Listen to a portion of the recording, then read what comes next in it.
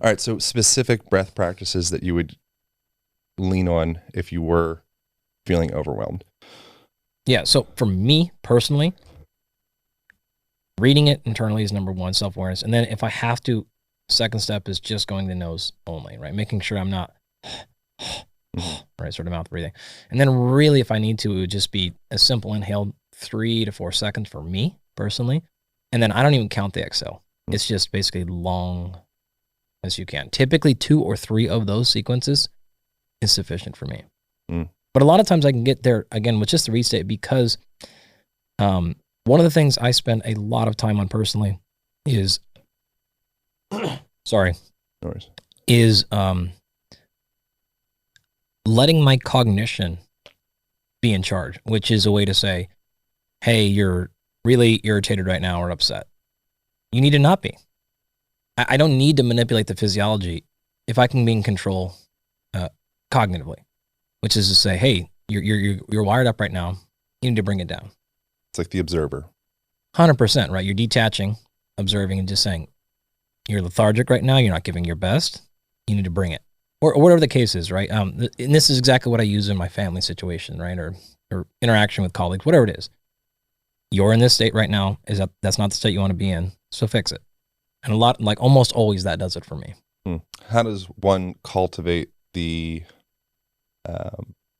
resources within the observer to be able to actually be able to like hold the pose of observation? Yeah. When shit is hitting the fan. There is a excellent, I went to a course a number of years ago called Skill of Stress. This is dual, actually really interesting. It was Art of Breath one day and Skill of Stress the next day. This is Brian McKenzie and Emily Hightower. Brian did Art of Breath and Emily did Skill of Stress. And that's where I learned read and regulate. And that's great because I was like, wow, that's intuitively what I'm doing when I'm at my best self. But now I have the recognition that this is the way I go about it personally. So for me, and at that point, it's just practicing. And it is that point of acknowledging, even retroactively, didn't perform like I wanted to yesterday or earlier today or whatever. Okay, remember, next time, pay more attention. And then really it is, for me, that is sufficient. I'm able to, in those situations, be like, okay, you're here, you're there, wherever we don't want to be. It doesn't take much practice. It didn't take it much for me to be able to get in that state. So that's really all it was. You don't always win, of course. Yeah. What's the objective definition of stress? Like, what is stress? It's a very nuanced concept. Yeah. This would be the same as something like quality, which is nothing. Like, there's no objective. You can take a biological definition of it. You could take a psychological definition of it. But the broad idea would be some sort of, actually, I think probably physics is the way to go. Some sort of force acting on an object. Now, from a physics perspective, it would be an actual force. From a psychological perspective, it would be an internal force. But it's nonetheless, it's a force acting on an object. It tends to have a negative connotation. That is certainly not the way to approach stress, right? It is what it is. Yeah. Like, this is the same thing that is all positive, all negative. It's like two sides of a coin. Yeah. It's force acting on an object. That's how I define it. Yeah. And so something that I'm interested in is specifically with muscle building, hypertrophy compared to strength, and the nuance between that. Is bigger muscles translate to stronger muscles? There is an overlap, but it's not 100%. So that curve is not 99. The correlation is it's not perfect, but it is certainly a Venn diagram such that generally bigger muscles are stronger, but certainly not always. And we have two very broad lines of evidence to make that a really easy to understand answer. You can also look at this from the perspective of actually the scientific literature, right? And so either you want to take this from just very easy, I don't need to understand any science, to let's look at the actual papers and stuff. I can answer it both ways, and the answer will still be the same. So I'll just give you the quick version, such that if there was no relationship or a minimal relationship between muscle size and strength, we wouldn't have weight classes. And clearly we do. Look at any powerlifting sport, look at weightlifting sports. Those world records, in terms of how much they lift, they go up as you go up weight classes. Period. Sure. Argument's over. Like, there we go. In addition, If you look at any other sport where force is helpful, sumo wrestling, of course, football, same thing. Bigger people tend to be stronger. But that's also not an absolute, right? So can you, within that, find someone who's smaller, who's stronger? Of course. So both of those are completely true.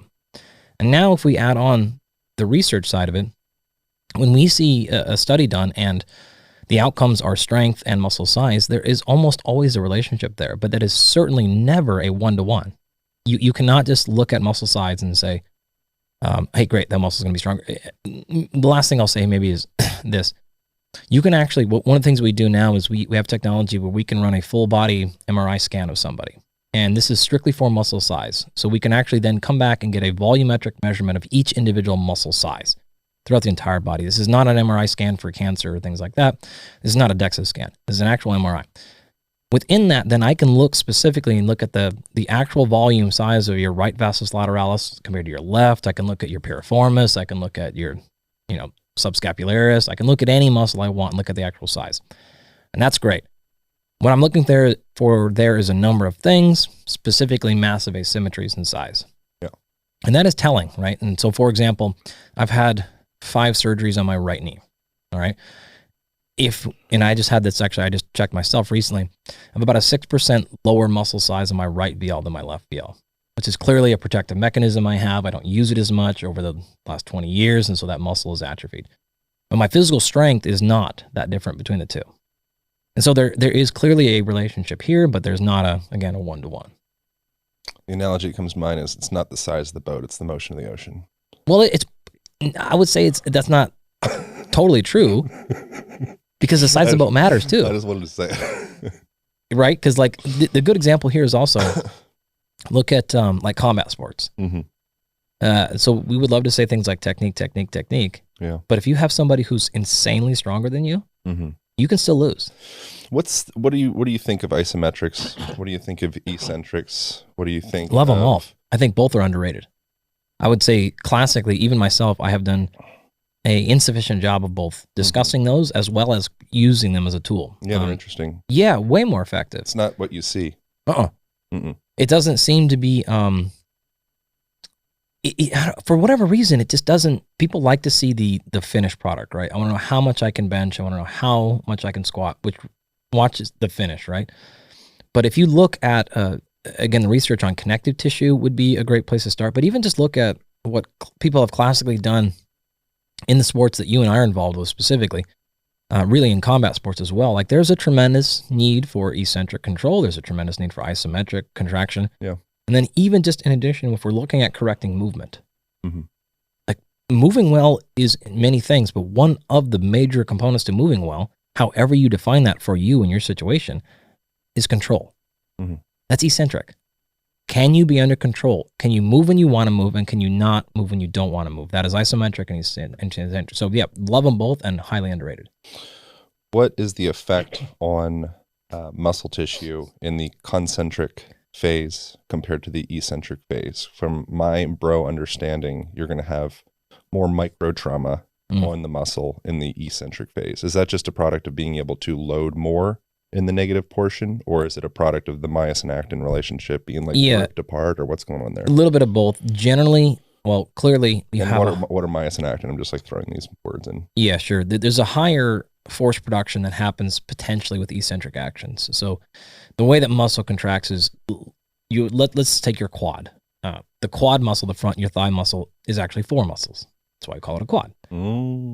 Right? Now we know. There you go. Each of those muscles is comprised of hundreds of thousands of muscle fibers, right? And so a typical muscle in your body is somewhere between 100 and 300,000 individual muscle fibers, plus or minus. You've got 600 to 700 muscles total in your body, so that puts you in the neighborhood of, I think, something like, quick math here, 150, 250 million fibers running around your body, something like that. That was fast math, bro. I hedged up and down a lot there, and I gave myself a good spot. So each one of those muscle fibers, the way that it contracts is it has 2 what are called microfilaments. Micro meaning small filaments, and that's actin and myosin. And so the quick, really explanation here is the myosin reach up and grab actin. The myosin come together, And what that does is stacks them on top of itself. That's why the easiest example is to think about your biceps muscles. And if you're extended, your palm is up, your arm is reaching out, your palm is facing the sky, then those muscle fibers are far apart. And so you can imagine my fingers, I got all 4 fingers, for those just listening, pointing at each other. So my middle fingers are touching. Okay, great. The height between my pinky and my pointer finger is whatever it is. If I were to smash those things together and my fingers slipped past each other, the height of my pointer finger and my pinky finger are now higher. It's a bigger peak. That's exactly what's happening in your biceps when you flex. Those actin and myosin are stacking on top of each other. The guns. Yeah. Totally. That's what you're seeing. If you had anything there, that would have showed. But yeah. Yeah, right, exactly. I received that. So they're stacking on top of each other. Those are what we call your contractile filaments. Those are good at coming together, the concentric portion. But when you actually ask the muscle to lengthen under force, it's able to produce more force because it's effectively, I don't have to move anything, I just have to stop it from moving. And so my connection from the actin and the myosin is stronger than my ability to move them. And so I can resist force more than I can apply force, is a quick way. And so that makes sense to me why you're able to hold more weight. Is that exclusively the reason, or am I just being misguided that there's more gains to be had in the eccentric phase compared to the concentric? There are not more gains to be had. It is more, there tends to be more soreness with eccentric action because you can load it more. Yeah. Now, there's a number of things happening there. There is some tissue damage, of course. There's some edema and some swelling and other stuff like that. But I wouldn't say more gains to be had is appropriate there. It is just an alternative method because we also know there's very little association between the amount of soreness you get and the amount of muscle hypertrophy that results. So those are not good correlates. Then they're not good. It's not a good way to identify whether or not you had an effective workout is how sore or not you got. What's the working definition, and we'll come back to all this, what's the working definition right now in the world of science of what soreness is? It would be all perceived. So you can measure this objectively via muscle size. So the typical way we'll do it is, let's say we would take an ultrasound image. You could use MRI, but most of the time you're going to use ultrasound because it's way cheaper. And we would get an actual measure of your muscle size, right? How thick, what's the diameter? Then you would do about typically a lot of eccentric stuff, and you get a lot of damage in there. And then next day you'd measure that size. And the change in size is going to be representative of how much acute inflammation and water is in that tissue. And you'll see pronounced changes, right, of that. And so it's not an amount that could actually be an increase in contractile properties over a 24-hour period. Yeah. It is clearly there. In addition, you would have how sore are you? There's actually scientific ways where you can imagine putting your leg in a cylinder, and that cylinder very slowly squeezes down, and then you would actually, it's like a light pressure thing, and you'll say, okay, when do I start feeling sensations of discomfort? And you can rank that, and without knowing the number. So it's a little bit, it is subjective, but it is better than just being like, I'm sore, 3 out of 10. I mean, what are we saying about lactic acid and lactate, and like what's like when you, the sensation, the perceived sensation of soreness at a biomolecular level, like the chemistry of that, what's happening? Yeah, so what you're almost always talking about is nociceptors. It's pain receptors. It is a signaling thing. Lactate has no relationship whatsoever to muscle soreness. It has no relationship to muscle fatigue either. There's a relationship there, but it's not causal. In fact, it is anti-fatiguing.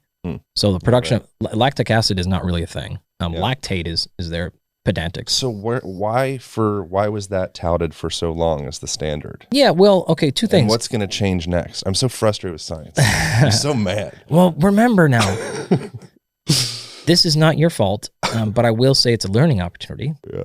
Science is not a noun, it's a verb. Yeah, of course.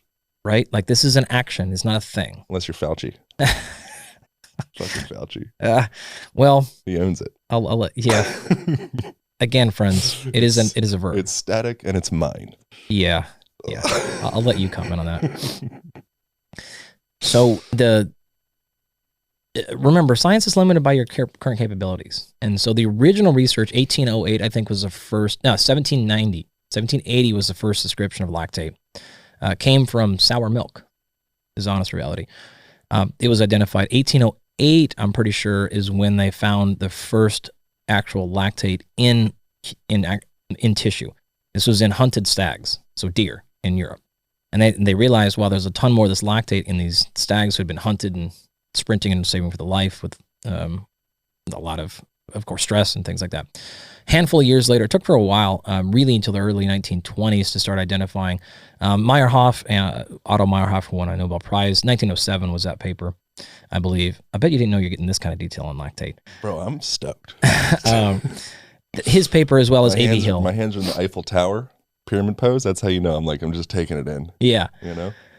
Their work, they both won Nobel Prizes for basic understanding of metabolism. But one of the things at this point we realize is, all right, lactate is a byproduct of anaerobic metabolism. It is also generated in muscle with muscle contraction. None of those things were known before that.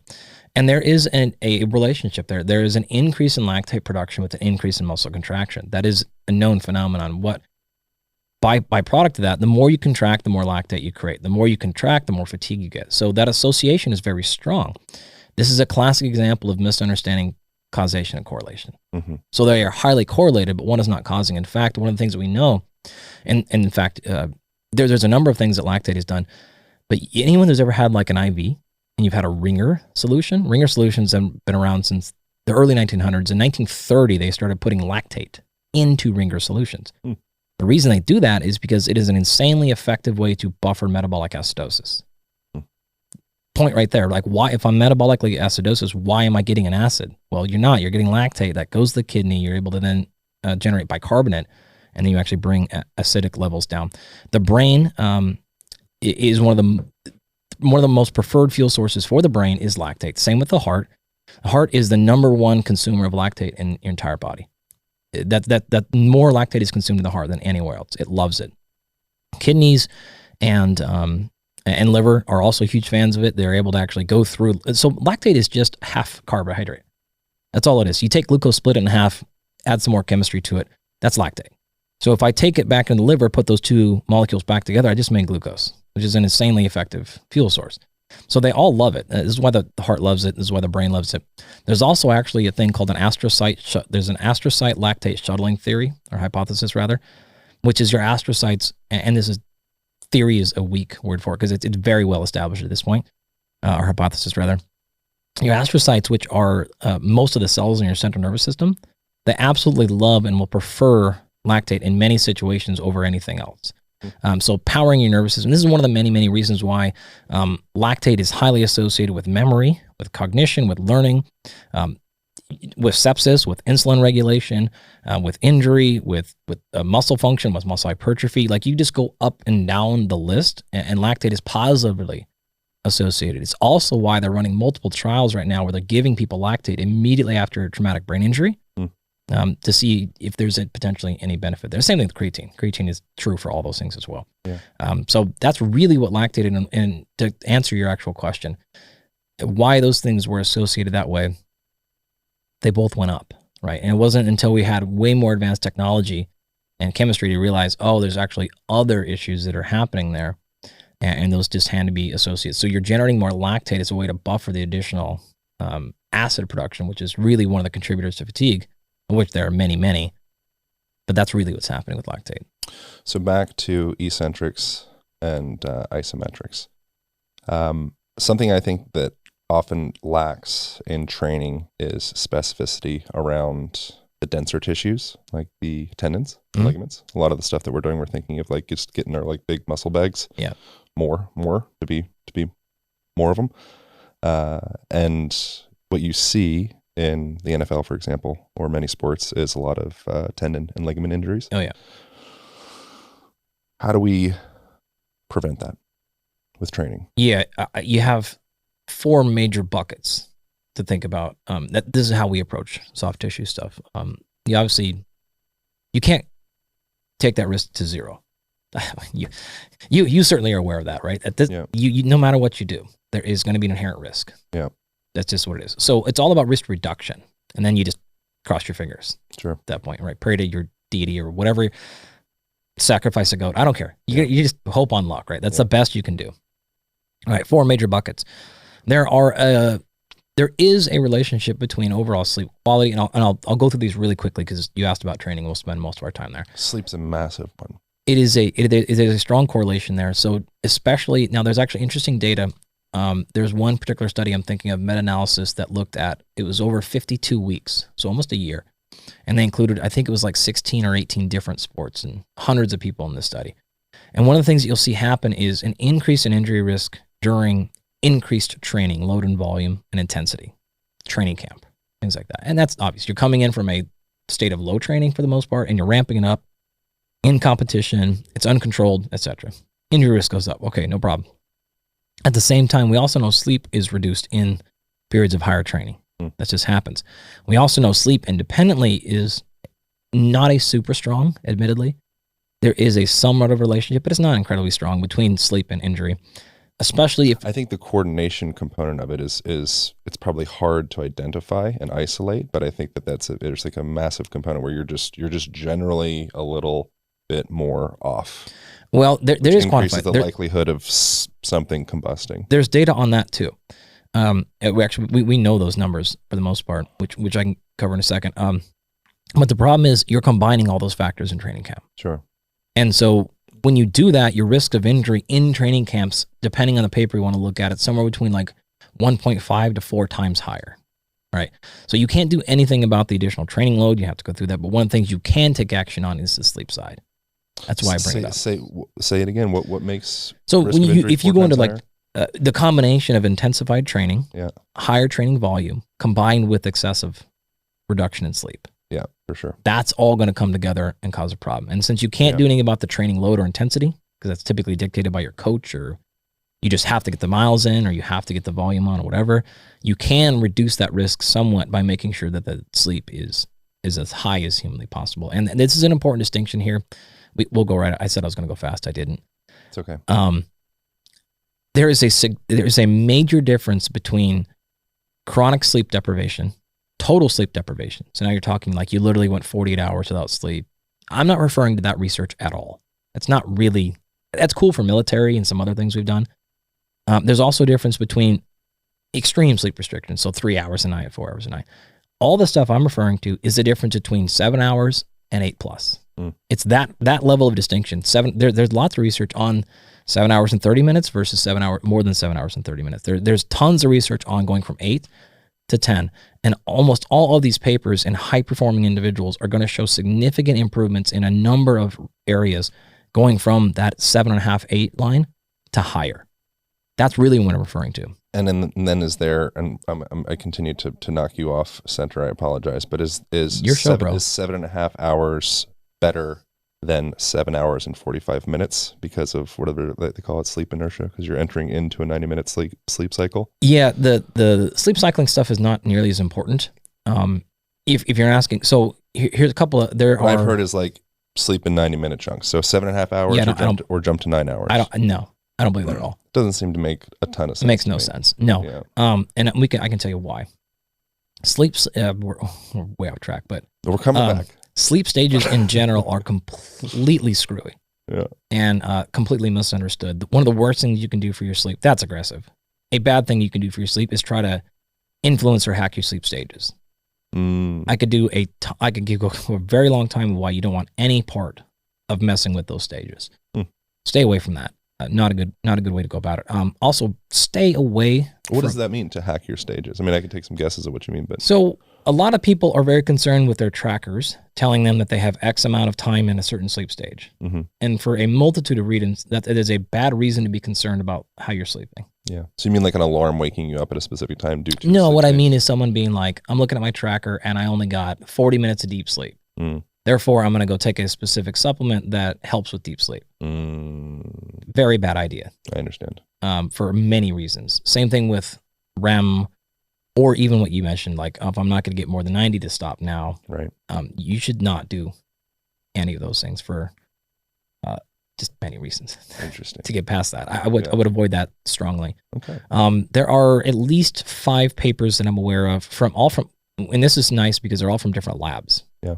Right, which is always like a strong suit of science. When you have multiple aims showing the same thing from multiple groups of scientists, your likelihood of screwery or like inadvertent or covert, either way, just happening. It's just stronger evidence to go off of. Yeah. So you're looking at papers, a handful out of Stanford on swimmers and Division I basketball players, elite cyclists. There have been rugby studies. There have been tennis players as well, all high-performing individuals. All this stuff is what we generally call sleep extension research. And so you're taking people already sleeping a decent amount and you're adding somewhere between 45 minutes to 2 hours of sleep per night. Those studies range from as little as like 3 days all the way up to 5 to 7 weeks. Across the board, you're talking about, in the basketball study, 9% improvements in free throw percentage, Wow. 3-point percentage, significant improvements in reaction time over the course. Now, all these studies have limitations, like control groups, like blah, blah, blah, but hard to do research on Division I professional athletes. So, like, think about the broader especially when all these are pointing in the same direction. Improvements in body composition, aerobic capacity, reaction time, you mentioned, mood, perceived sleepiness, fatigue, all of these things. The endurance has also been improved in all these studies. Tennis serving accuracy, swimming accuracy, swimming performance, like across the board, going from moderate 7 to 8 hours of sleep to 9 to 10, just continues to improve things in many people. It's probably not going to last forever. You all probably don't need to be sleeping 9 to 10 hours a night permanently. But this is this is what I spend my time on. It's not, I don't do anything health related. I can't make any comments about, well, do you need to sleep more than 9 hours to reduce your risk of heart attack 45 years later? I don't fucking know. Yeah, I'm sure it varies doesn't matter. Wildly. It's probably fine. As long as you're getting like enough, you're probably fine. And it's based on your output as well, I'd imagine. Well, so there is there's no data actually on energy expenditure and sleep duration. Yeah. It doesn't seem to matter that much. But there's clearly something there. It's got to be something there. Like, so I don't think people have really, really unpacked, like, what is that Venn diagram? Is it 10%? Probably a lot of like, and this gets, a little bit more into the weeds as well, but I think a lot of it has to do with where you're deriving energy in your daily life. Like, are you getting adequate access to the sun? Are you getting adequate access to the earth? Like, what's like your bioelectric state throughout the day?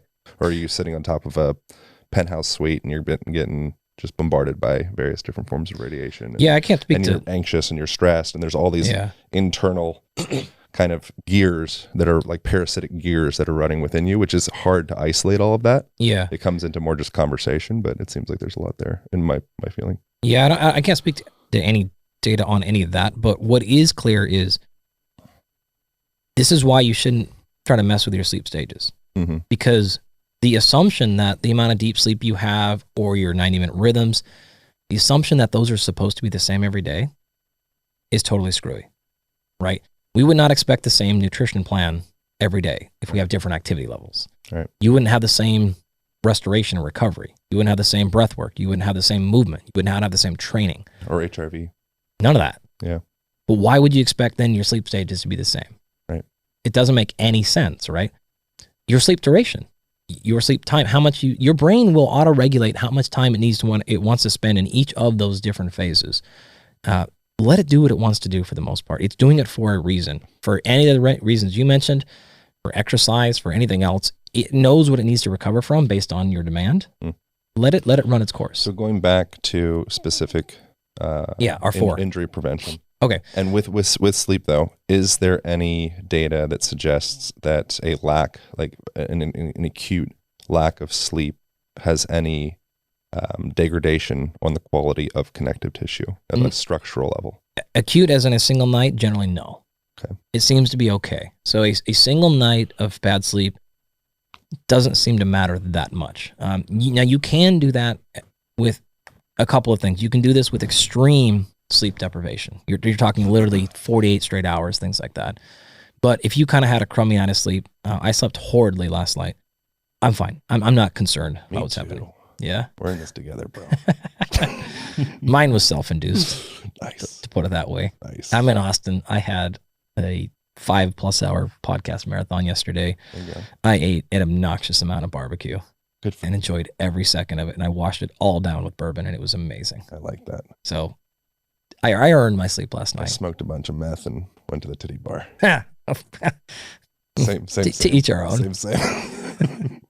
It was great, but price is paid. Nice. But yeah, not a huge concern typically that a single night is really going to put us in a bad spot. It's also, dude, you want to be a little more resilient than that, ideally, right? What do you say? Don't be a snowflake. Don't be precious. Don't be pansy. Don't be precious. Don't be precious, man. Don't be fucking precious, bro. No, get over yourself, bro. Live life a little bit, right? Like I'm certainly not eating 4 beef ribs or whatever and drinking bourbon very often, but I thoroughly enjoyed it, and I need to be able to perform today, right? I read something a while ago that a single night of disrupted sleep can actually be facilitative in your body. I think like producing more growth hormone or something, like almost as like a hermetic response of like, oh shit, like this person doesn't live a precious life. We need to kind of be prepared. Yeah. Is there anything to that of like, if you have the perfect, you sleep 9 hours, you have a little silk lavender eye mask every night, you do all the things, and then suddenly you have one night where like, shit, I only slept for 6 hours because I stayed out late and we danced and we went crazy and it was wild, and then I had a wild night. Like, is there any kind of like eustress in that for the body potentially? Yeah, any single change in like growth hormone release over a single day is not relevant, really, for the most part. It's not going to, you have to have so much so consistently for it to matter. Wouldn't concern. However, you're onto a greater point, which is that one of the things that we do and we make very clear when people come in to work with us on sleep, like, I'm not trying to make you the best sleeper. I want you to be the most resilient sleeper. That is our primary goal. And that's a really big reframing. This is not optimizing your sleep, because it ends up being exactly what you just said. And then people that travel or have anything happening, it's like all of a sudden your sleep tanks. Yeah. And now you feel horrible for days, blah, blah, blah. I don't want that at all. I want you to be insanely resilient. So I want you to be able to sleep at a high level, maximally effective sleep in multiple situations and scenarios. Everyone I work with is considered to be a high performer, either by me or by them. Athletes, non-athletes, executive, whatever. You come in, I don't care if you have a job or not. Like, you come into our programs, it's high performance. This is it, right? I don't do anything else. So you're a high performer. Yeah, you need to you need to look a certain way. You need to feel a certain way. You need to perform a certain way. Whatever those 3 definitions mean to you, that's your definition. I don't care. You want to be able to do X thing per day. Okay, great. Tell me what you need to get done. Now we're going to make you resilient to that so that you can perform and execute under any situation, scenario in your life that becomes present.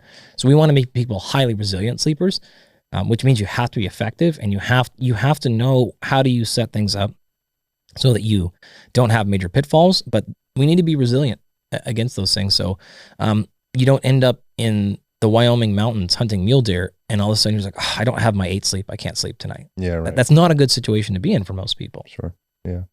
All right. So the other 4 factors in injury prevention. That's number 1. Second one is hydration. This one's very simple. Making sure hydration is adequate. A lot to say there, but I just think maybe in the interest of time, we'll cruise past that. But that's a very important one as well. Well, can we touch a little bit on what does the constitution of water look like? Is it distilled water? Are we going to be adding some sodium in there, some potassium? Well, this entirely depends on your biochemistry. This is I would never, I personally in our system would never work with anybody unless we have extensive biomarkers. Our system is really comprehensive. We take a obnoxious amount of blood. What is your company called? I have a number of them. So we have Absolute Rest is our sleep company. Yeah. If you want to just do sleep. Our high performance blood work company is called Vitality Blueprint. And then our full immersion coaching program is called Rapid Health and Performance. Cool. We can include the links for all of that. No, I appreciate that. Thank you for that. Yeah. The reason I'm saying that is, now, if it's something as simple as like drink more water, it's fine. Like, you're not running into that much risk there. That said, I don't know, 15% of people I've worked with are excessively hyperhydrating. And this is associated with almost all the things related to dehydration as well. We've had a handful, not many, maybe 4, something like that, of people who have paid full price coming in for like this very extensive programs. And it's very quickly, we're like, oh yeah, your brain fog, your headaches, your poor sleep, your lack of energy, your low libido, all these things, like you thought you had some crazy micronutrient imbalance or some huge problem going on, and you are slightly hyponatremic. You're drinking way too much pure water. All we do, like day 1, cut water intake back, and all of a sudden everything goes away. Like, in many cases, literally like day 1, day 2. What about, is there accuracy to, if you are drinking excessive, say, distilled water, where it's been stripped of any type of mineral content, then your body will then end up utilizing minerals from itself, from bones or wherever it's going to garner minerals from, in order to make that water I don't know what the term would be, bioavailable perhaps. No, I mean, kind of, but not per se. That's not really what's happening. What's really happening? Because all your food matters too. Yeah, right.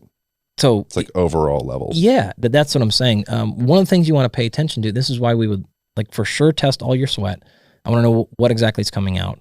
And what reason I'm saying this is there's times when distilled water is fine. Like I'm not really going to be honestly going out of my way to make sure people have distilled water, with the exception of really specific scenarios like during weight cuts and stuff like that for sport performance when we're intentionally trying to manipulate sodium. Don't hold on to anything. Yeah, there's some things there. But the reality of it is I want to know like hydration status in your blood.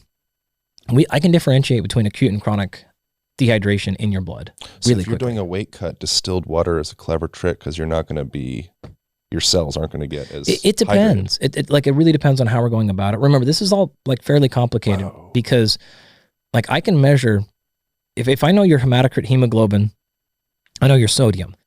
I can use those things. If those all, hematocrit hemoglobin, sodium, they all start trending upwards, then I have a pretty good sign of acute dehydration. Not a big deal. Maybe just dehydrated the day of the blood draw. However, we throw albumin in there. If that starts trending high as well, I have a really good indicator of chronic dehydration. I can see those things. If they're all in the opposite direction, I can see the opposite. I can also then go look at sodium-potassium ratios. That's going to give me a strong indicator of global persistent fatigue. And so now when we're starting to have complaints, I can look at those things and tease out, is this a hydration issue or is this not related to hydration? This is something else. I also pay attention to the cortisol symptomology, and we can understand what is happening, measure urine rate, and go, okay, great. You can go add more salt here. You can make sure we have minerals in our water. And you might, and this is a classic example, if anyone's ever gone like, man, I increased my sodium intake and I felt way better. There's a very strong indicator here that what you're really doing is hacking the system inappropriately. You haven't actually figured out why that sodium is low. When your sodium is low, in an extreme example, you're talking someone who's got like a 20-to-1 sodium to potassium ratio. You can figure this out if you ever had blood work done. Go calculate it really fast. Look up Addison's disease. Addison's disease is chronic low cortisol. It's very low energy, very high fatigue. Low. If you have a bunch of salt, that number goes up. You get back in a normal physiological range. You feel way better. It was not an issue though of low salt. But it might be curing a symptom. The reason you're having low salt is because that's in a response to chronically low cortisol, which is in response to something else. You didn't solve the problem. You're smashing like 4 grams of sodium electrolytes a day. Right. That's not the issue. The issue is why is your kidney doing that in the first place? Why is it excreting so much there? So the reason why I'm saying this to your question is, what am I putting in my electrolyte solution? Well, what problem am I solving? Right. It might be for somebody like, pure water. Again, I'm really never having someone have distilled water, but I also may not need, and sometimes it's actually detrimental to go add salt to somebody if we're in the opposite direction. So the opposite direction, Cushing disease, really, really, really high. This is now going to, really high sodium in your blood is going to cause you to retain total blood volume. This is then going to have high blood pressure. So this is the opposite. This is red face. This is high blood pressure. This is high cholesterol. This is like high Cushing's disease. But if you're just a generally, healthy-ish dude or gal, we get a little bag of Redmond sea salt and just kind of toss it in some food. Yeah. Maybe a little pinch in water in the morning every now and again. Why this matters is I'm not an MD. I don't do anything medical. So if you have Addison's or Cushing's, I'm not working with, you got to go there. Yeah. What I deal with is I feel good, but not great. Yeah, right. That's distinction is what I'm talking about. I want to know all those levels so I don't have to go, just add some sea salt. Oh, no. This is exactly what you need. Yeah. Question over, right? You're taking this specific electrolyte. This is exactly where you're at in your physiology. And this is exactly what we're doing. If you want like a very broad answer, if you're eating mostly whole real foods and you're salting those things to taste, you're generally pretty good Probably spot. Fine, Yeah. Now, one last important point here. We have dealt with this problem a much more than the opposite problem of undersalt. When people go from a traditional or bad, a normal, common diet, and then they decide to get really healthy, and they switched from all that food into real whole foods, but they don't add in salt. You've gone from now a daily consumption of 10 or 12 or 14 grams of salt a day down to 1. And it's just gone, and you didn't think, you got to add back all that salt that came in all that packaged and processed food that you've left off the table. And so this is a really big key. So a really, really important thing we always stress is if you've really made changes to your diet and you're eating, again, mostly whole real foods, make sure you salt them. Yeah. I think there's a balance between becoming excessively myopic and excessively aware. Totally. Of yourself, where Of you're course. like, okay, now I'm juggling all these variables and my albumin and my like all these different concepts. And, Sure. do I have Cushing's disease or like, it's like so much. And I think a person can venture into almost like the iatrogenic disease realm in a way where it's like this human experience is just too much to hold. Like maybe just forget all of that. Yeah. And just go take a walk with your dog. Totally. Drink a little glass of water, breathe. Yeah. Play a little ultimate frisbee. What we have tell a peanut butter sandwich. What we tell everybody, you're good. The end of my coaching, it all ends in the same spot. Yeah. It ends with you eating decent food. Yeah. Somewhat paying attention, but not that much. Yeah. You move your body. You get out in the sun. You have great relationships with people, and you do something that you find purposeful. Yeah, you gotta feel purposeful. That's where I'm going. Like, how do we feel excited when we wake up in the morning? Yeah. I feel like if I can get these, what we call performance anchors, these are non-specific hidden stressors a lot of the times. So these are things that are adding stress to your system that you are not aware of, that is not pointing you in the right direction. We started off by asking about stress. So stress is needed for adaptation, right? It's also needed for maintenance, right? If we don't have stress, things go away. So if you're living a great life and you're in a great position, no, you're good. You still have to have some stress to maintain that. Okay, awesome. That's phenomenal. I just want to take away any stressor that is not there with intent, right? You may be visible and aware of that. We call those visible stressors. These are things you see and feel. What are you eating? What are you drinking? Like, what is your sleep? And are you not moving? Things like that. Sure. Then you have a whole subset of hidden stressors. These are applying same or greater stress to the system that you are not aware of. I just want to remove those things and then get the fuck out of the way. Yeah. Let your physiology run where it wants to run. It is always smarter than your task is not to find love, it's to remove the barriers blocking you from experiencing it. Yeah. That's like paraphrased from somebody, but it's like you're reaching out for the thing. It's like, maybe just stop blocking yourself. That's literally what we're doing. And then we are getting out of the way of physiology. And that's why I said at the end of our stuff is the goal I'm going to is that if I can just get all those things out of your way, and you don't have to be on 25 supplements and have a restrictive diet and a specific daily, like, I don't want any of those things. That's the best place possible to be in. Yeah, I think a lot of times when someone goes overboard with supplements, like I might fall into this category, it's like they're actually, you mentioned before, there's like a deeper layer of what's happening. I think a lot of that times it's a person that's experiencing some type of like obsessive compulsive relationship with their food consumptions or the supplementation. It's like they're actually at a deep subconscious mental emotional level, they feel out of control. Yeah. And they're seeking control anywhere they can find it, like, they've like latched onto health. You know, and it's like, but there's still that kind of like parasitic emotional tension that's creating a pool. And this, again, it gets out of the world of like science and data. So it's kind of harder for, I think, to yeah, not my expertise at all. But does that resonate? You know, like something like your relationship to food, your relationship to training, your relationship to supplementation.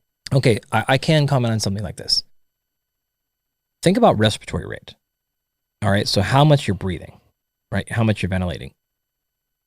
There is a no short number of times we've seen this, and we actually spent a lot of time on this.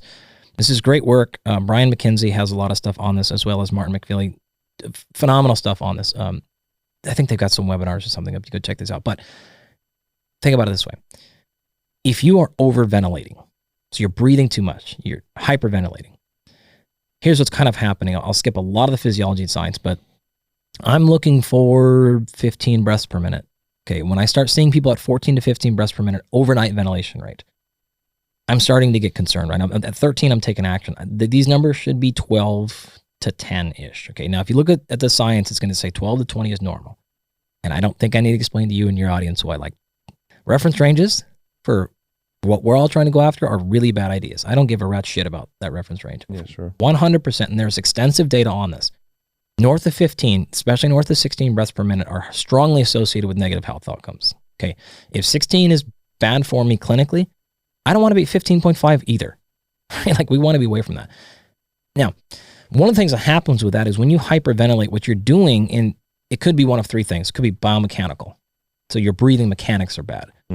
It could be pattern recognition. I'll come back to that. And that's exactly what you're really asking. And the third, it could be biochemistry.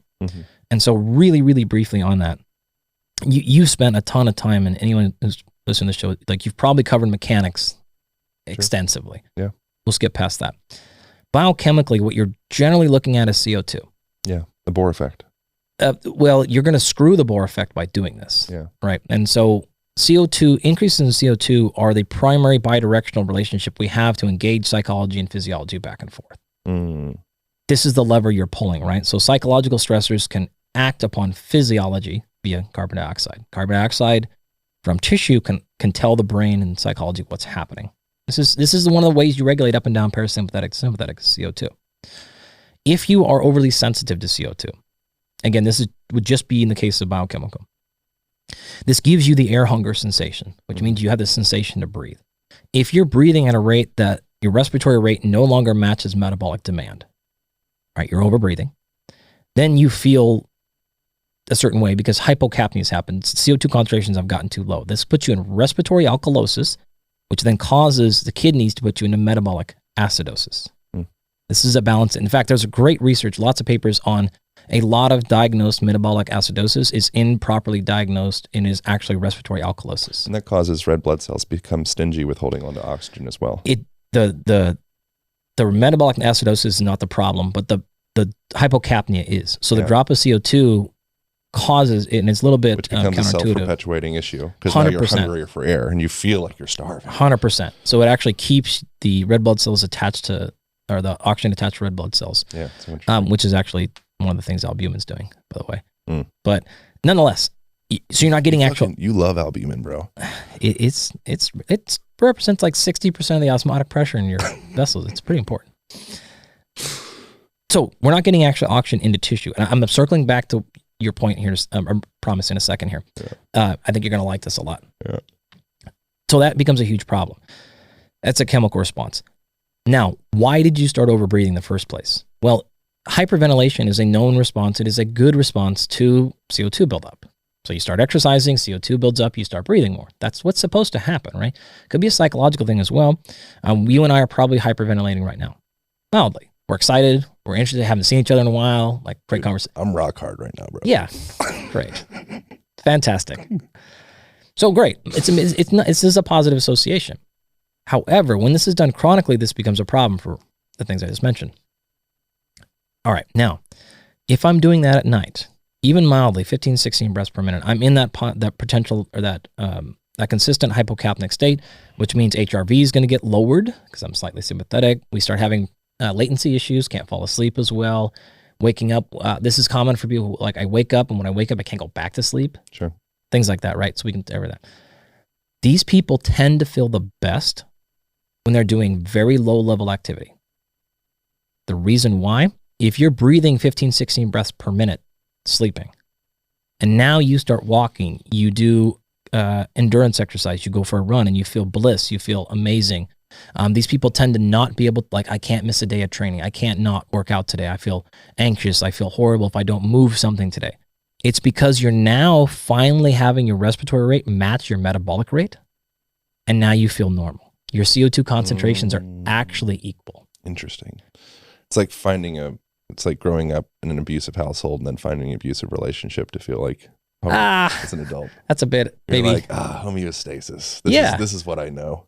100%. And so someone like what you said earlier is like, there's maybe that negative relationship there. These are people, when you take training away, things go bad. Oh, they freak out. They freak out. Wow. They don't know it. But it's not always, but you go look at the respiratory rate and you're like, oh yeah, you overbreathe. That's why they freak out. That's why they have that tie, that relationship that, like, I have to do these things, right?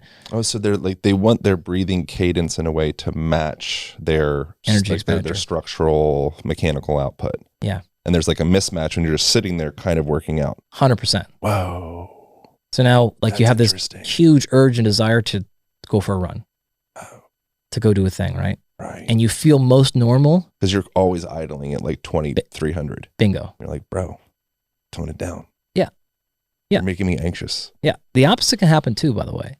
You have people that have, and this is way less common. What we described is very common, actually. If you have people that have really high HRVs, really, really super parasympathetic, breath rate is really low, sub 10 seconds, right? And they're experiencing, oh man, I just can't get it to move, lethargy, depressed, no motivation. If you give that person down regulation stuff, you've just put them in a world of shit. Mm. You've made that whole situation off. This is one of the major problems we've seen with people that are super into breath work and even down regulation, herbs, nutrition, all these things, right? It's like that is an overly downregulated physiology. What the fuck are you doing? Yeah. You're going to make this person's life way worse. Need some firecrackers. Yeah, you need like the opposite direction here, right? Some smelling salts. Yeah, let's rip smelling salts and get after it. Yeah. Yeah. So that's the closest comment I can make. What's the third thing? Because we're coming down on time. Okay. Son of a bitch. I wish we had 5 hours. Well, if you would have got here on time, we would have. I know, bro. I drove the ball today. No, your airplane. If you would have been here last night, we had unlimited time. Yesterday. Dude, that was messed up. Security stopped me at the airport for 45 minutes because I had a guided PEMF device. And they're like, we've never seen anything like this. And so they just held me until the bomb person came. And I just literally watched my flight fly away as I'm standing there with my PEMF device. You're one of those guys that gets to the airport 30 minutes before your flight, don't you? Yeah, but it should be fine. Classic. All right, what's the third Classic. thing? What's the third thing? Sleep, hydration are two biggest components. Then we have overall nutrition, right? We need to understand micronutrient profile.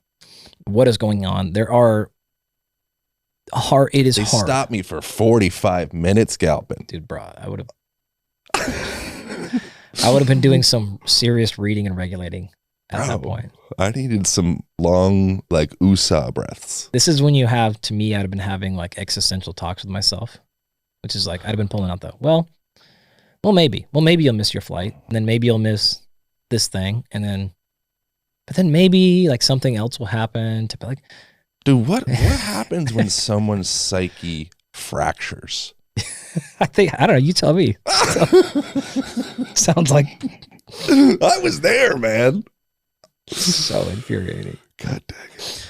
Human experience. It's beautiful. All right. It's a beautiful struggle, right? Third thing, sorry. Life is beautiful. Life is brutal, but beautiful. All right. Tell me about albumin. We'll go past nutrition quickly, just because of our total time here. Yeah. But this is really important. So then the fourth thing would really be training. And so getting into making sure we can develop tissue tolerance is critically important. Much easier. Skeletal muscle is one of the most plastic, meaning like adaptable tissues in all of biology. It's insane. The thing that, so remember, all of biology in cells, every individual cell has a nucleus. The nucleus is what holds your DNA, right? This is what holds all your genes. This is what controls replication, cell death, cell growth, repair, all of it. In skeletal muscle in humans, you have thousands of those nuclei, right? In most of biology, it's 1-to-1, one nuclei per one cell. You have thousands. Like you could have 3,000-4,000 nuclei, which, again, to run some quick math, that would be ballpark at 500 billion nuclei in your body. That's fast math. Something like that. That's to say, it is skeletal muscle is almost optimized, one could say, for adaptability. Tissue is not, right? Connective tissue, soft tissue is not supposed to be there. It is there for force transmission. Right. Right. The way you move throughout this world is you move bones. The way that you move bones is you have connective tissue. Connective tissue attaches to muscle. Central nervous system sends a signal, muscle contracts, that pulls on connective tissue, that moves bone, that moves you. So at the end of the day, that is it. Blood flow, of course, is extremely minimal in connective tissue and soft tissue. It's there.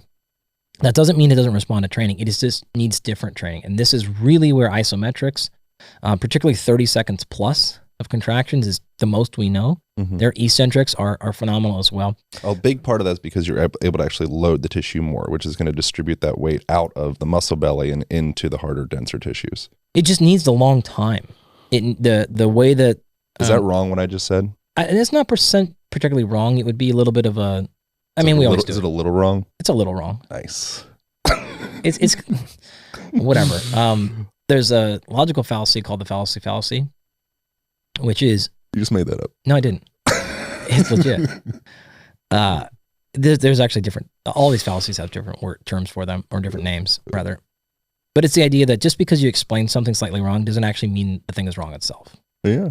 So exactly what you said, like, is the physiology perfect? No. But are you at the right exact income point? Yeah, for sure. It needs to be loaded. Well, I'd imagine a part of that as well with longer duration, then the muscle bellies would start to get tired, which is also going to transmit more force into the tendons. No, because that is wrong. No, that's totally wrong. God dang it, Galpin. Remember, the tendons don't actually do anything. There's no force transmission there. So if you lose force transmission in muscle, then you lose force, period. There's nothing else to make force other than the muscle. So when that force production goes down, then force production goes down. Interesting. There's no contractile tissues in the tendon. No, none at all. None whatsoever. It's just a rubber band. It's a rubber band. It's only responding to what you're putting on it. Wildly important rubber band for force transmission and like athleticism. It is the entire thing. Yeah. It doesn't matter what your muscle can do at all if it's not transferred. It's like the elastic load or like the recoil from sprinting. Like when you're going into that contralateral motion, you're kind of like loading, you're opening up the left hip and opening up the right shoulder. That elastic recoil, it retains some absurd percentage of your energy. It's like 80%, 90% or something like this. So you kind of like spring yourself back into that position. Not even kind of, like it's 100% what's happening. Yeah. So that's now we're talking tendons. And we're talking muscles as distribution lines. You know, but like if you can get your body into that point, that's when you're going to start conserving a lot more energy and start moving a lot more fluidly. Totally. And becoming like an elite athlete. It's not necessarily just even tendons. Remember, each one of those muscle fibers I talked about is wrapped in connective tissue. Yeah, sure. Each one of those are wrapped in bundles.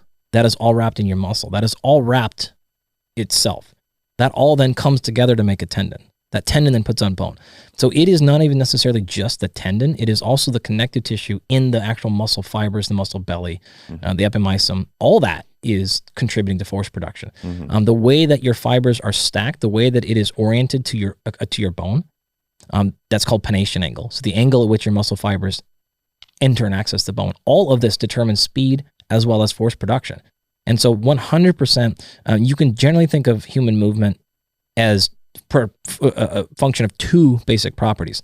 What can the skeletal muscle fibers themselves contract, and then how much force can be transmitted? The ideal situation is that you put as much force and speed through muscle fiber as you can, and you transmit the highest percentage of that. The easy way to think about this is, if we were to imagine a rubber band, since we use that analogy, right? So imagine I had it, holding it in one hand, and I pulled it back like I would pull a bow on the other hand, right? And I let that go, that thing snapped. Okay, great. Now what happened? I used my hand, the energy in my hand, to pull that back. That cost me some energy, physically, right? Yeah. Nothing happened in the rubber band. There's no ATP happening. There's no energy burning in the rubber band. When I let it go, it's just returning to its resting state. How do I make it return to its resting state faster? I pull it back farther, or I pull it back faster. That's going to determine my energy input, right? So what in muscle, in large part, what I'm doing is I am spending energy to pull that thing back to let it go. Right now, if I want to accelerate that, I let that rubber band go, and then I also push it with my hand. Right, I'm physically adding more energy into the system. This is the connection. This is the addition of muscle on top of tendon. So if we were to do another easy way to think about this is do a vertical jump. So if I said, okay, squat down a quarter of the way, hold the position for 3 seconds, and then jump without a counterbalance. What you're doing is you're taking all the kinetic energy that you put into your connective tissue, and since you're holding it for 3 seconds, it dissipates. The connective tissue is now out of gas. There's nothing there. Right. If I were to take that rubber band and stretch it and pull it back and lock that in place and come back 3 years later and let that rubber band go, it wouldn't move. The energy dissipates, right? And so in that particular case, if you're squatting down and I ask you to jump up in the air, everything that's putting you up vertically is a byproduct of the muscle contraction. You have no connective tissue there. Counter, if I ask you to do what's called a counter movement jump, so you stand up normally and I just say jump and you take a little dip, you bounce as hard as you can, like you go down a little bit and then you jump up in the air. You've put the connective tissue, the rubber bands, on very fast stretch. they're going to respond by wanting to go back to their normal state as fast as they possibly can. So you got a quick stretch there. In addition to that, you also squeezed your hamstrings and your glutes, and you extended your knee and your calf to add muscle contraction on top of it. And you double those things up, and you jump much higher than you did if you were in a static hold. If I look at those two, in fact, I added even more if I have you stand on a little box, 12 inches, 16 inches. You step off that box, land, and jump as high as you possibly can. What I've done is I've taken and added even more energy into that rubber band. Yeah. That puts you on a greater, faster stretch. If I look at those three numbers, I can differentiate and tell how you produce force. Are you elastic? Are you muscle? Or are you in the middle? Because I can see the difference there. If, for example, your static jump is half an inch different than your counter movement jump, I can automatically tell, okay, great, you are not very effective at all with your connective tissue, because you're able to produce almost the same amount of total force, or in this case, power. When I add connective tissue to the equation or when I take it out, it doesn't differentiate. You're not using your connective tissue at all. If it's the opposite, I can say, oh, okay, you're actually limited by muscular strength. Your connective tissue is fantastic. You over-rely on connective tissue. And what's likely to happen to that person? They're going to be more likely to have connective tissue, soft tissue injuries. Oh, because they're okay, yeah, right. They're hyper-reliant on it. Towards that, yeah. Yep. They're like compensating with their connective tissue. And that's just extremely simple movements like a vertical jump. Now, in an example you gave, which is like sprinting, now you are talking like left heel to right shoulder, right? Because now we have cross lines that are going on, anterior, posterior. You've got a lot of really interesting physiology, just actually anatomy happening there. Yeah. And so when you go from something as simple as like jump up in the air or deadlift or bench press, like really simple movements, and you try to put those into the context of human movement, like now things get really fun. Yeah. Right. I wonder, this is not a helpful question, so I apologize in advance. But I wonder, I feel like there's a neglect of things like the lymphatic system and like the other systems throughout the body. Like when we think of the body, I think it's preferable to think of the body like a machine. And so with the machine, it's kind of like the pulley system, you know, and it's like muscles, tendons, ligaments. Yeah. I wonder if there's any part of like, you know, if there's nerves that need to be flossed, you know, or if there's like the nerves that are bound or agglomerated, or the connective tissue that's like just dense in and around other spaces, which I guess just gets into the realm of connective tissue. But yeah, health and function of the lymphatic system, health and function of the nervous system to allow that the actual like structural mechanical movement to be more effective. I'm not really asking anything. It's just something as we're talking about. No, like, musculoskeletal system, I have a bit of a semantic argument with you. Yeah. But in concept, like you're right. The more that, so look, there's a difference in science between been studied thoroughly and clear, like I hate debunk, right? It's not a real thing, but like it's been studied thoroughly and that thing doesn't happen. Yeah. Versus hasn't really been studied yet. Yeah. What you're talking about is more of the latter. Right. Which is just to say like, I don't know, but also we thought the same thing about acupuncture. Like it was bro science until it wasn't. Right? We thought the same thing about hypnosis. Yeah, right. Total garbage until it wasn't. We thought the same thing about PEMF. Bro science till it wasn't. Like in that particular case, I don't think necessarily you've got like adhesions that need to be rolled out, but could you have some sort of or like lymphatic blockage? Yeah, again, like I'm semantic with you here, probably pedantic more realistically. Not blockage, I don't think so. Suboptimal function somehow, some way. Yeah, like it's not hard to logic your way into that one.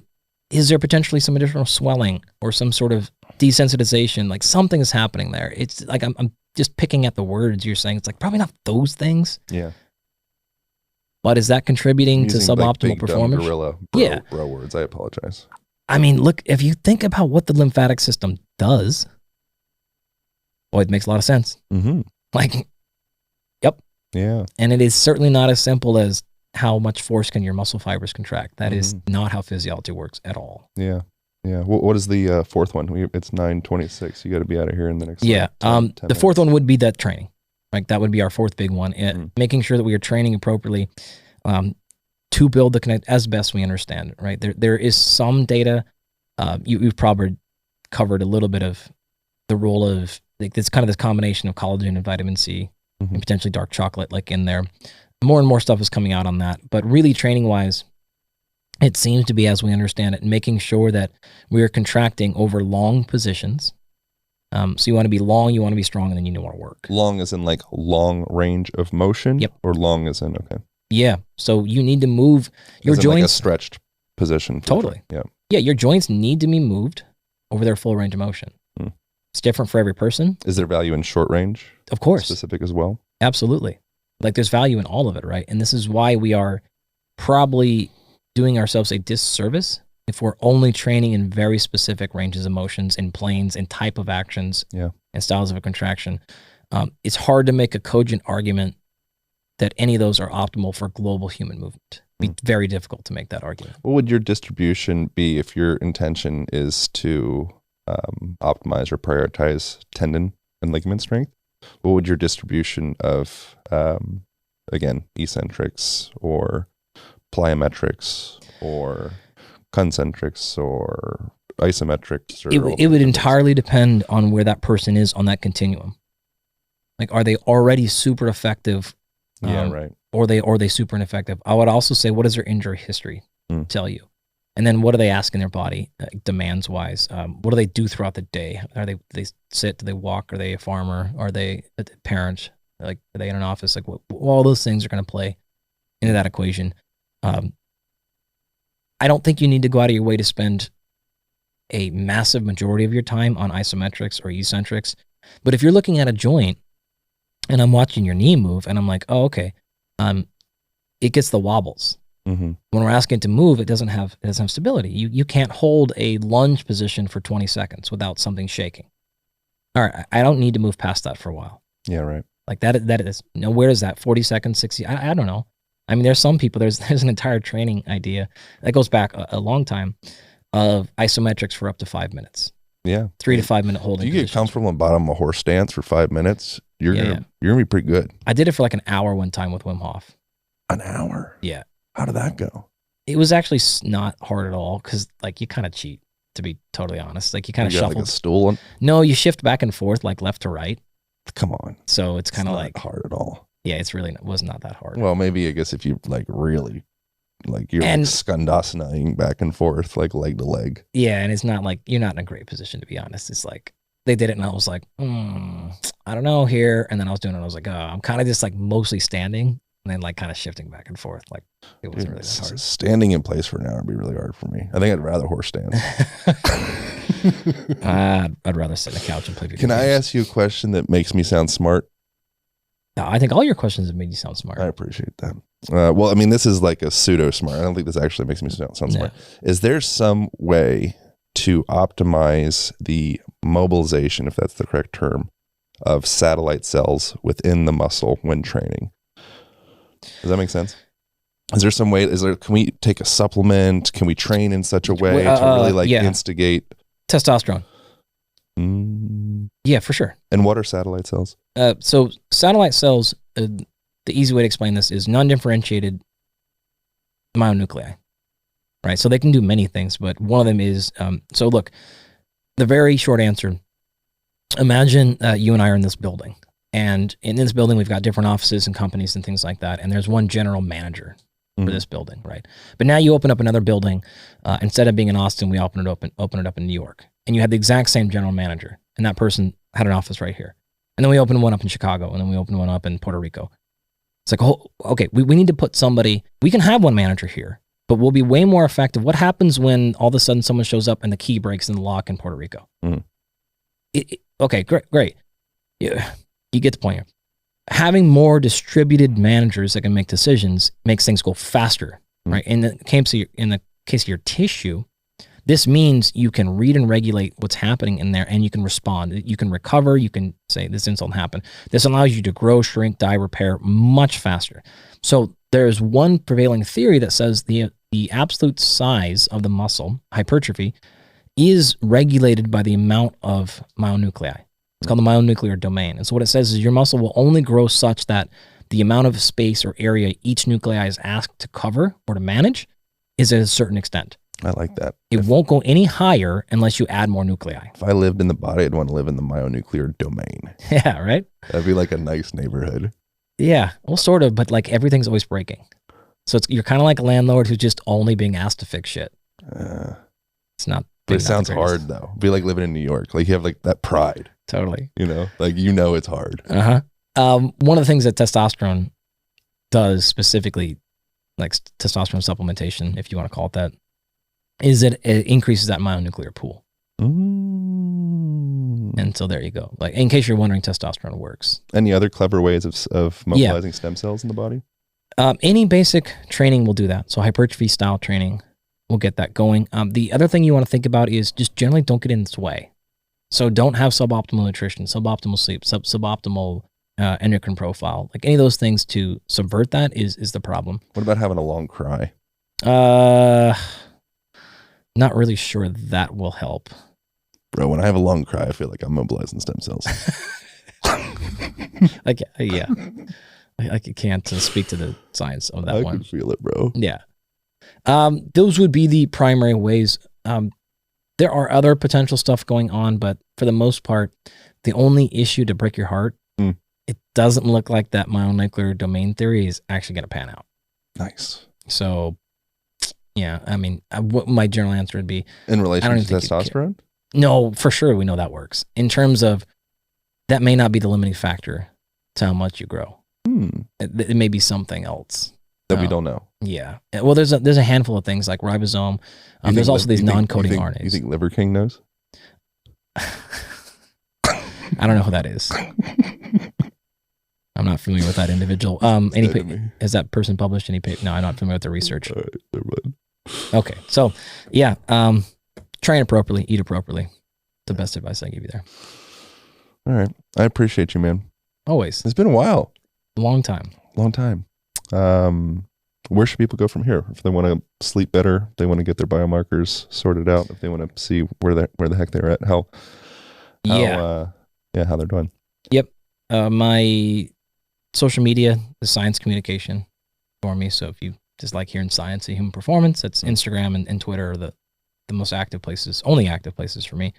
And then our sleep company, Absolute Rest, we can do a whole bunch of really fun stuff in there. We set up actual like full-blown sleep labs in people's houses, run full clinical grade FDA approved sleep studies on people in their own bedroom. And you will actually curl up at the end of your bed with you at night. That's not advantageous for sleep. For 5 days. No, I wouldn't do that. I might cuddle with you a little bit prior to sleep, but then I'm leaving so you can sleep in your own environment. I get that. I respect that. Yeah. That's especially according to my wife. Yeah. My God, that woman. Yeah. Will not let me touch her at all. When it comes to like sleep time, she's like, no, you go in your side of the house. Oh, really? Oh, yeah. She's very much like, don't mess with my sleep. We're the opposite. Oh, yeah. I'm very codependent. When it comes to sleep? Everything. Oh, yeah.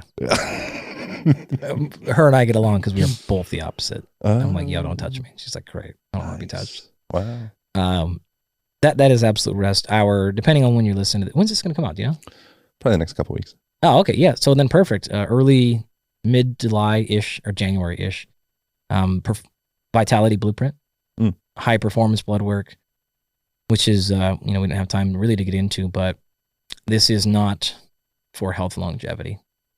This is high performance stuff. So if you want to optimize that stuff now, the way that it works is we have an extensive panel of things that we pull from. It is then interpreted for you from the context of high performance. And then it is solved for you. So very high precision solutions based on that blood work. So you're not left on your own. Things like all I mentioned and many more. So blood work wise, that'll be coming out. And then of course, I just launched my education company in Thanksgiving, which is called Biomolecular Athlete. It's the first public course in education I've ever done, which is insane. We had almost 100 people from over 100 countries buy the course.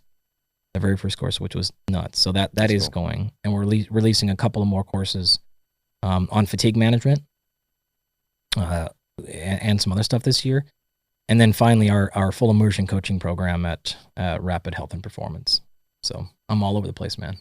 You're a prolific mofo in the Galpin. Yeah, man. I appreciate you. Likewise. All right. That's it. That's all. We got to get you to the airport. Thank you so much for your time and all the work you put in to be able to present all this information in such a coaching way. Thank you all for tuning in. That's it. That's all. I'll see you next week.